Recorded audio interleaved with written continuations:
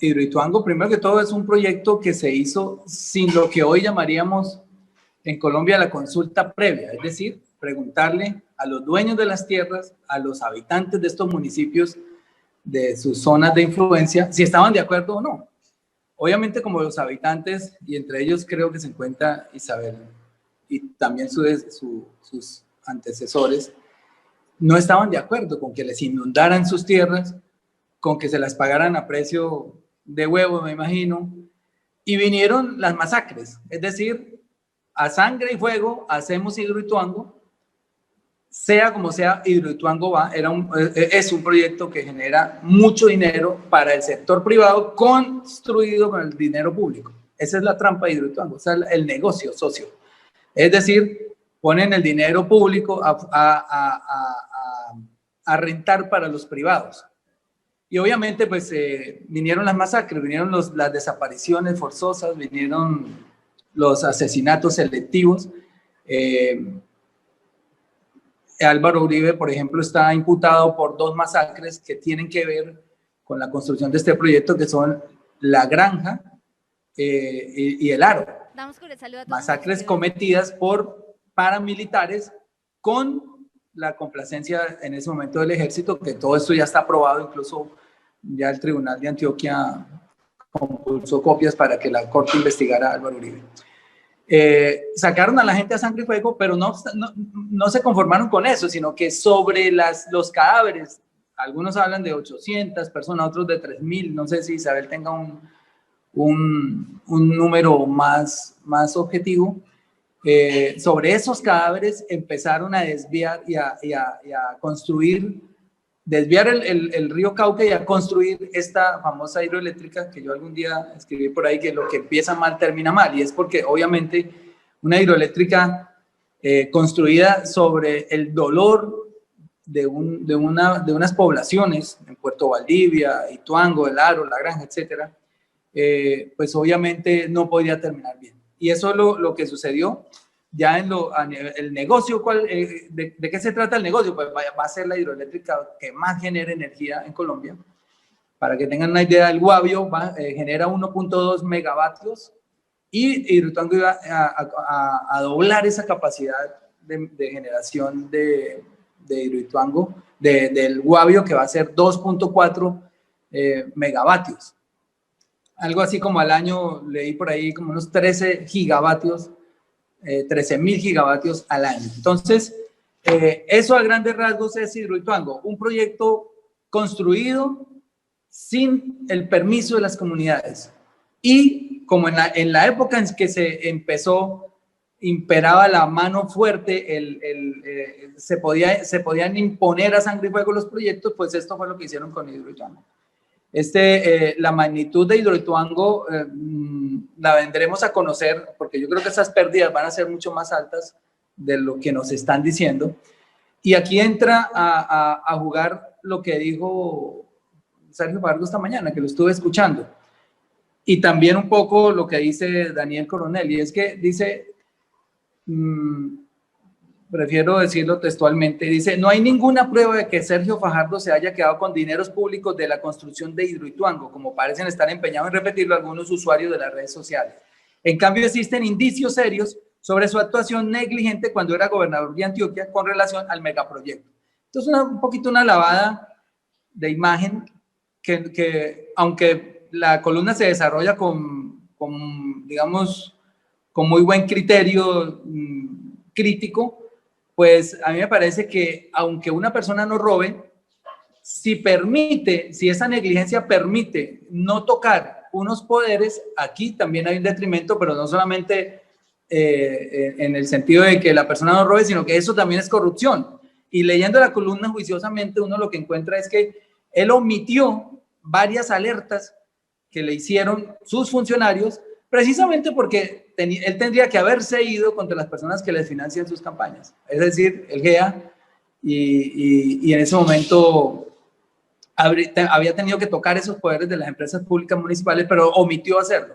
¿Y qué pasó? Pues ese detrimento de 9.1 billones de pesos se produjo como consecuencia de su negligencia para tocar esos poderes, tocar esas alertas hacer los llamados que tenía que hacer, pero ese dejar hacer, dejar pasar, que es muy común en la normalización de la corrupción en Colombia, pues es lo que lo tiene hoy metido en problemas. O sea, no es necesario que se robe la plata para decir que una persona es corrupta, sino que no cuide los dineros públicos y eso ya lo convierte a uno en un corrupto, porque está está permitiendo que se despilfarren los dineros que son de la gente. Por lo demás, lo que tendría que añadir, Isabel, es que equivocadamente se cree que las hidroeléctricas hoy son una generación limpia de energías y no lo son. Las hidroeléctricas hoy son tan contaminantes, casi, no vamos a ponerla en el nivel de las generadoras movidas por carbón, pero sí contaminan, porque generan una biomasa al inundar miles de hectáreas, genera esa naturaleza muerta que se genera debajo de las aguas, genera una biomasa que se va convirtiendo en gases de efecto invernadero que van obviamente llegando a la atmósfera. Bueno, creo que tú sabes más de esto y pues queríamos escucharte. Pero no, para nosotros era muy importante saber lo que ustedes sabían, porque ha habido una gran dificultad para el movimiento y es transmitir lo que ha venido sucediendo en el territorio. Nosotros no hemos tenido esa posibilidad precisamente porque aquí ha habido un cerco mediático, como lo hemos llamado, un cerco mediático que impide que nuestras ideas, que nuestras denuncias, que nuestro posicionamiento sobre lo que estamos sufriendo, pues se conozca en el país. Y prácticamente lo que se ha conocido, y prueba de eso es lo que ustedes nos narran, es como lo que se clasifica como lo importante. Pero la vida cotidiana, lo que cambió de la vida cotidiana no se conoce. Es decir, ¿qué pasó con la vida de los pescadores? ¿Qué pasó con la cultura barequera, que es una cultura ancestral, que no llega con la colonia? Los notables y los afro, de donde soy descendiente, de donde son descendientes mis compañeros y compañeras, pues tienen un arraigo en el territorio de 2.400 años y ya hoy somos mestizos, pero no quiere decir que perdamos ese origen. O sea, ese origen está ahí, nosotros lo reivindicamos con orgullo y ese origen tiene que ver con el bariqueo. Esa cultura depende del cañón, esa cultura depende del ecosistema, es un tipo de minería que ha sido criminalizada también, que ha sido perseguida porque es de los pequeños, de los mineros de subsistencia, no es de los grandes, no tienen retroexcavadoras, no tienen maquinaria, tienen una batea, tienen una forma ancestral de separar el oro de aluvión, y por eso es tan importante para la gente saber, bueno, ¿por qué no llega ese mensaje de la gente humilde que tiene que llegar a todos los sectores, a quienes, digamos, les importa este país de alguna manera? Tendría que llegar el mensaje de cómo transforman la vida cotidiana. Y quería decirles además que nos preocupa mucho dónde se pone el foco. Sabemos que el tema del dinero es muy importante, bueno, que se hayan perdido o que el país haya perdido estos 4.1 billones de pesos o los cálculos que estaba haciendo Gustavo Petro de más de 9 billones de pesos, es muy importante, pero para nosotros lo más importante es la vida. Cuando se pone el foco en una parte del problema, nosotros sentimos que se oscurece el resto, que con una intencionalidad se pone el foco en esa mirada solo del asunto económico. E incluso del asunto económico no se pone la mirada de cuánto ha perdido la gente, cuánto ha perdido cada una de esas personas. Nosotros nos dimos el ejercicio, yo no soy economista, pero estamos intentando hacer el ejercicio de cuánto es lo que ha perdido cada pescador, cada barequero, cada agricultor, cada arenero, cada mujer ranchera, como se llamaban. Y eran muy pocas las personas, somos muy pocas, yo tengo un pedacito de tierra muy chiquito, las que tienen tierra en la zona con su título de propiedad, porque pues no hay acceso a la tierra en Colombia realmente, y los pocos que tienen tierra la tienen bajo figuras de posesiones de buena fe, y eso hace pues que sea mucho más fácil sacarlos del territorio. Pero esto tiene además una explicación, y la explicación es que esas tierras eran colectivas. Esas tierras no tenían esa propiedad individual. fueron arrebatadas al antiguo resguardo de San Pedro de Sabana Larga, pero la tradición era que había una forma de habitar una tierra colectiva en la que mucha gente se beneficiaba y que de un momento a partir de 1900, 1903 y después de 1950 se sintió con más peso. Aparecieron unos dueños, aparecieron los dueños, empezaron a aparecer con la violencia dueños de la tierra. Esta historia no se conoce porque a los Nutaves los desaparecieron por el Ministerio del Interior, que es el que dice quién existe en este país, qué pueblos existen en este país. Entonces le dice a empresas públicas de Medellín que no, que allá no hay gente, que allá no hay Nutaves, que allá no hay indígenas, y entonces aparecieron después, reaparecen después los indígenas y reaparecen después las comunidades.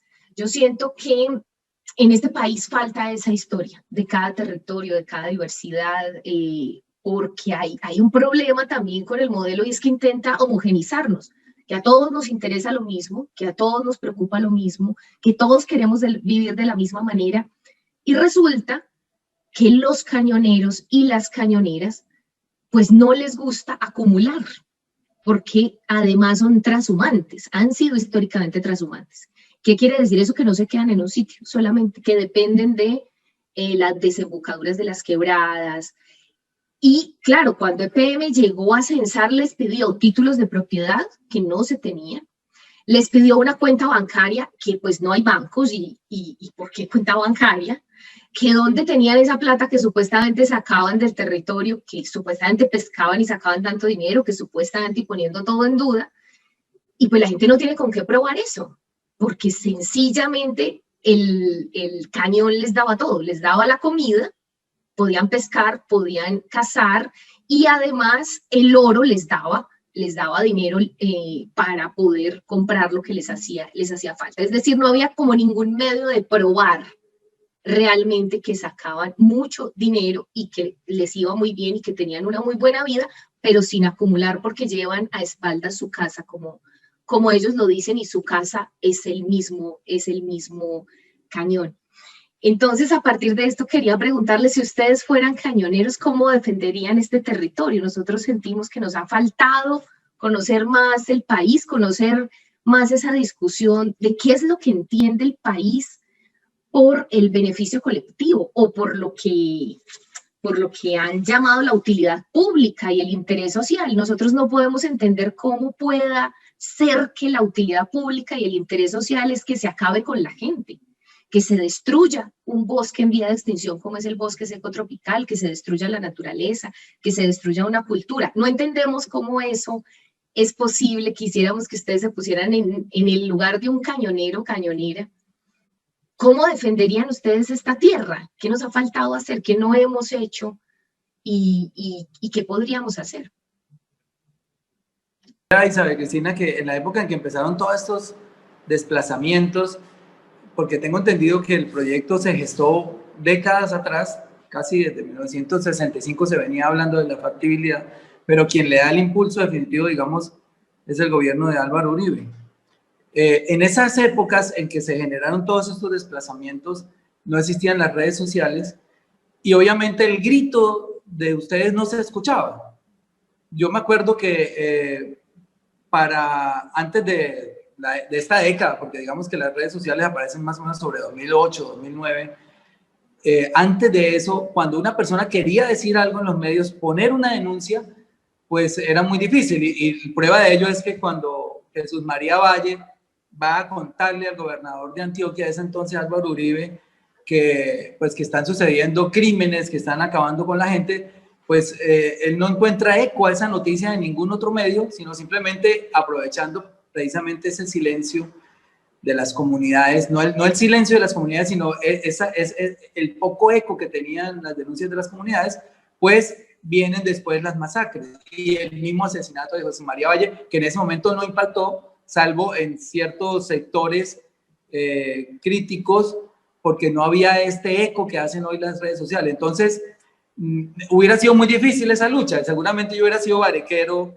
y me desvían el río, o hubiera sido pescador y me desvían el río y hacen que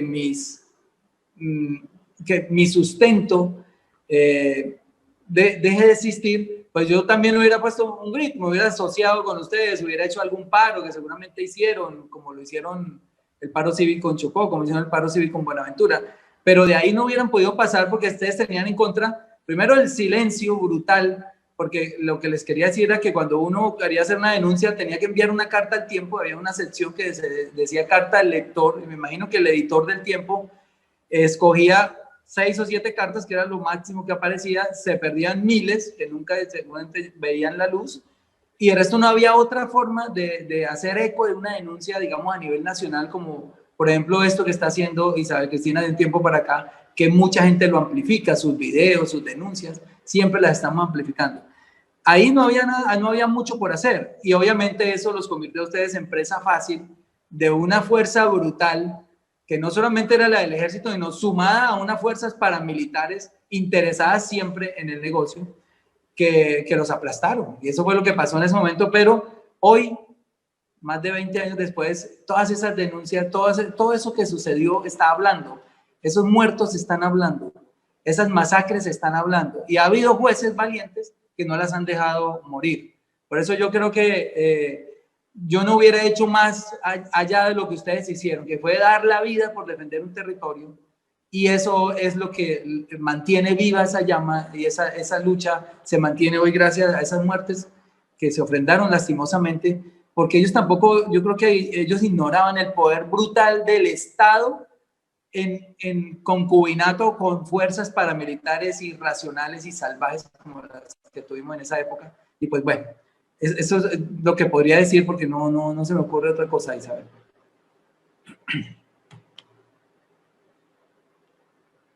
Si yo fuera minero pequeño de aluvión, digamos, intentaría asociarme con mis compañeros y compañeras y resistir. Pero indudablemente esa resistencia chocaría ante el enorme poder que había detrás de Hidroituango, detrás del proyecto, digamos. Y que uno puede ver en muchas partes del país, digamos, el puerto de Triburapo, como un proyecto invasivo, es una invasión.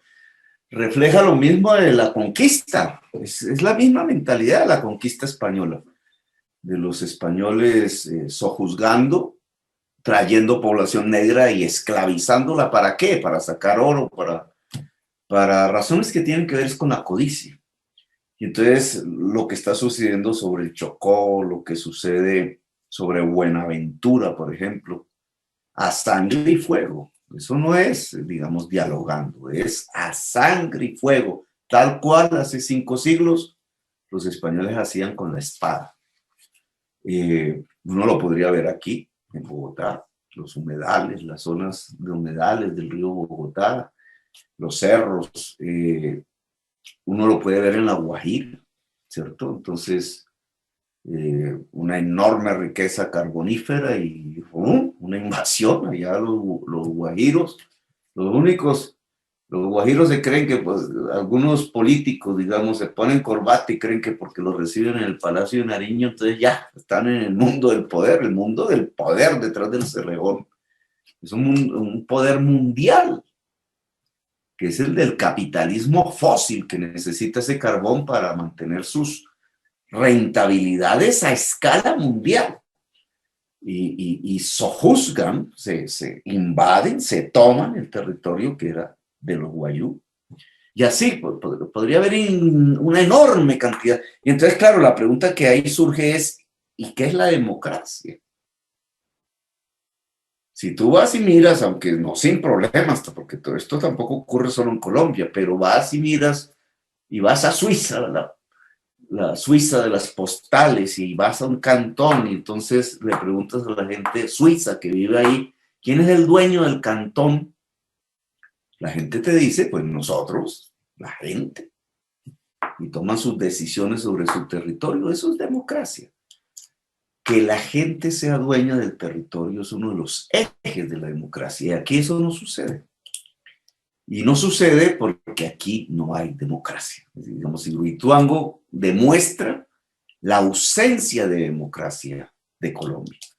Ahora, cuando se plantea esto, un ciudadano, una ciudadana de clase media de Medellín o de Bogotá, para no caer en ese regionalismo, que se interroga. Ah, mire, estos mamertos, ¿cómo se les ocurre a esos indios? Dicen así, ¿no? ¿Cómo se les ocurre a esos negros impedir el desarrollo? Y esa es la frase que dirían, pero ¿qué están impidiendo el desarrollo? Una carretera, una transmisora de energía eléctrica que pasa por alguna región, un ferrocarril o una hidroeléctrica. Están impidiendo el desarrollo.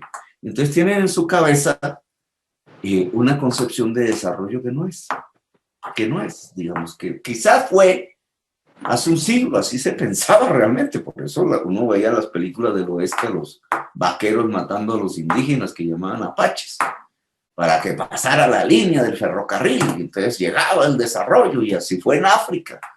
Pero ese no es el mundo, ese no es el desarrollo, ese desarrollo solo nos lleva a la muerte. La crisis climática es eso, un desarrollo que ha llevado a toda la humanidad al borde de la extinción. Si no, miren el COVID. El COVID no es el bichito ese que nos mata y nos enferma, no. Ese bichito estaba por ahí, lejos. ¿Qué lo trajo al ser humano? La codicia, el capital, que irrumpió en algún territorio y puso en contacto con las grandes ganaderías y por ahí con los seres humanos. Entonces, sí, es una visión equivocada de desarrollo. Incluso yo en campaña electoral alcancé a hacer como unas cuentas, porque me puse a mirar cuánto es la superficie del embalse, ¿sí? La superficie. Y eso en paneles solares, cuánta energía representaría y si saldría más barato o no. Y puse a María Mercedes Maldonado a hacer las cuentas allá con los expertos, con paneles de la época del año 2017. ¿Y sabe qué resultó? Que ese mismo espacio en paneles solares, en La Guajira, donde cae mucho más sol, saldría más barato y produciría los 2.6 megavatios. Los dos, sí, no, 2.6 gigavatios, son 2.600 megavatios, la misma. En La Guajira, ahora, ¿por qué no fue en La Guajira? Ah, porque el poder entonces no era el antioqueño. Pero allá ya tienen una, Gustavo. Allá ya tienen una generadora EPM, bueno, eólica, no de energía solar. Pero fíjate que ahí surgiría una segunda pregunta. Supongamos que lo hiciéramos en La Guajira, que se puede, que todavía no es, porque ese mismo espacio puesto en el desierto guajiro, pero ahí volvería a surgir la misma pregunta, la misma. ¿Y los guayú? Claro, un gobierno democrático diría, no, pues hay que hacer una concertación con el pueblo guayú para que el pueblo guayú sea el dueño de la generación eléctrica, si quieren. El pueblo guayú, no el grupo empresarial antioqueño. Y aquí es donde viene el problema de la concepción del desarrollo. Claro, la energía eléctrica al final es la misma que va por los cables. Una mucho más limpia la energía solar que esta de Hidroituango, pero el dueño es diferente. Mientras que en La Guajira, eso me pasó a mí con los recicladores y el aseo, y me llevó a la destitución. El dueño en La Guajira tendría que ser la comunidad guayú y por tanto la beneficiaria del proyecto. No, déjeme meter una cucharada ahí, una cucharadita ahí de lo que usted está diciendo. Es que en Estados Unidos, cuando alguien genera un negocio dentro de un sitio que pertenece a los indígenas, y eso pasa mucho, por ejemplo, lo veo en la Florida, incluso mega obras, un casino de Hard Rock o un mega hotel de Hard Rock, dentro de un resguardo, los indígenas son dueños de la mitad de ese negocio. Digamos, el empresario le dice al indígena, voy a usar su territorio, vamos a ganar para los dos, y le generan a los indígenas el 50% de esa ganancia. Quería contarles, eso pasa por todos los Estados Unidos. Y yo lo agregaría. Aquí los matan y los desplazan para quedarse con el 100%. Y le agregaría, como hay que cerrar la mina del Cerrejón, porque eso ya no va a comprar nadie más carbón. ¿Qué hacen los 10,000 trabajadores que hay ahí en La Guajira, en el sur de La Guajira? Pues esta es la salida, ¿cierto? Cooperativas de trabajadores carboneros con comunidad guayú generando energía solar, y haríamos lo mismo de Hidroituango y quizás más. Pero los dueños son diferentes, son indígenas, trabajadores. En cambio, en Hidroituango era el grupo empresarial antioqueño. Y el grupo empresarial antioqueño es Bancolombia, digamos, es el segundo grupo más importante de Colombia, si no el primero. Ahí el problema del poder, ahí el problema de la antidemocracia, ahí el problema de la concentración de la riqueza. Y incluso me atrevería y le preguntaría ahora a Isabel, yo me he encontrado en Antioquia con una especie de burbuja comunicacional. Digamos, el regionalismo ha sido usado para construir una burbuja comunicacional. El antioqueño escucha al antioqueño, no tanto lo que hay afuera.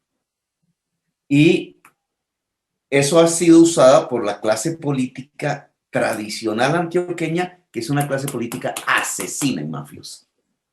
De la peor, digamos. En muchas regiones hay. Los hemos visto en Bogotá actuando, incluso con ropajes de izquierda, en el Polo Democrático, en el tiempo de Samuel. Pero en Antioquia hay un elevado nivel de resolución del conflicto a partir del asesinato. Y muy ligados a todos estos círculos narcotraficantes. Y entonces el regionalismo ha sido cooptado por ese estilo de política degradada, y lo cooptan de tal manera que el pueblo antioqueño no se da cuenta, digamos, de lo que está pasando. Hoy veía las estadísticas, el departamento con mayor número de masacres hoy de lo que van en este año, y hoy acaba de suceder una en Caucasia, con unos muchachos que se acaban de graduar, 4 muertos. Es Antioquia. O sea, Antioquia la están desangrando. En Antioquia están cogiendo la riqueza del territorio en su diversidad y están cogiendo la población como si fuese una especie de masa para aglutinar una riqueza que quedan unos poquísimos. Y se hace a partir de una burbuja comunicacional que no se rompe, de la utilización negativa del regionalismo, que lo único que está haciendo es perpetuar una clase política que es voraz, que es profundamente depredadora. La idea democrática todavía no está cogiendo, claro, hay excepciones, lo que ha pasado ya, votaciones, incluso que uno ya ve una sociedad reaccionando, pero digamos todavía es minoritaria. Hay una cooptación de la población por el terror, por el miedo, por la sujeción armada y violenta a un modelo de concentración de riqueza pavorosamente desigual, pavorosamente concentrador.